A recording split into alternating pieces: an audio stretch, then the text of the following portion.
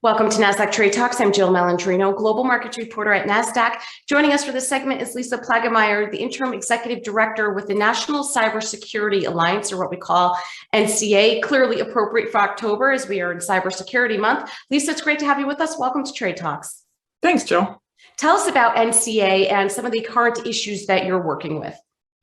Well, the National Cybersecurity Alliance is the nation's leading nonprofit dedicated to promoting cybersecurity and privacy. We believe that education can empower people to protect themselves and their families.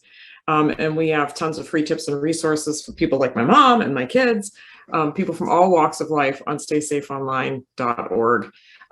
We're just wrapping up October, which is Cybersecurity Awareness Month. We had over 3,300 people sign up to be champions this year.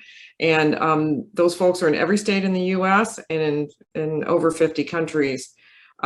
Actually, every state also signed a proclamation declaring their support for Cybersecurity Awareness Month. So it's got great bipartisan support. If there's one thing I think we can all agree on as a nation right now, it's that cybercrime is frankly a threat to democracy and a huge global tax on our economy. And our job at the National Cybersecurity Alliance is to make sure that people understand that no matter what walk of life you're in, whether you're a major enterprise or a small business or a student or a retiree, that there are steps you can do to protect yourself and your organization and your family. And Lisa, I'm glad you brought that up, because when we think of cybersecurity, it's what we hear on the news with a company being breached or hacked, but it really comes down to the end user at the end of the day in many cases. So what are some high-level best practices that people and enterprises can take to keep themselves safe? Yeah, you're absolutely right. There is a role for everybody to play. And, the government works really hard to keep us safe and secure, as do our enterprises, our employers. But at the end of the day, we all actually play a role, because no matter how advanced the technology is, all it takes is for, one phishing email, for example, to get through and one user to click on it.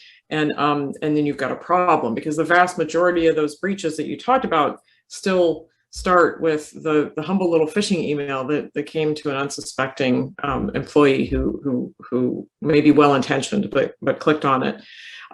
We did a report this year called Oh Behave. It's available on staysafeonline.org, and it's all about people's beliefs and feelings and motivations around security and their habits and when it comes to using technology. And you asked about best practices. So we honed in on 6 basic behaviors that we think everybody should be paying attention to. Using long, complex passwords or passphrases, and probably also a password vault or manager to all those. Using multi-factor authentication. We're seeing more and more companies mandate that with their customers, their users. And that's where you've got to go get your phone and look at the text that was sent to you, in addition to using your password or verify a push notification that it's really you trying to get into your account.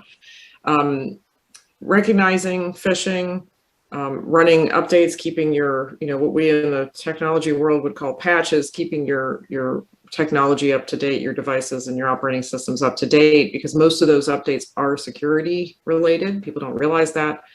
Reporting phishing and other cybercrime, it's really important to report so that law enforcement understands the scope of the problem and they can deploy appropriate resources. But it's very important to report when something does happen.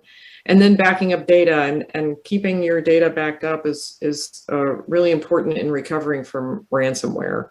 So those are the main topics that we focused on, and the main topics where we see when people adopt better security habits, those best practices can go a really long way in keeping everyone secure.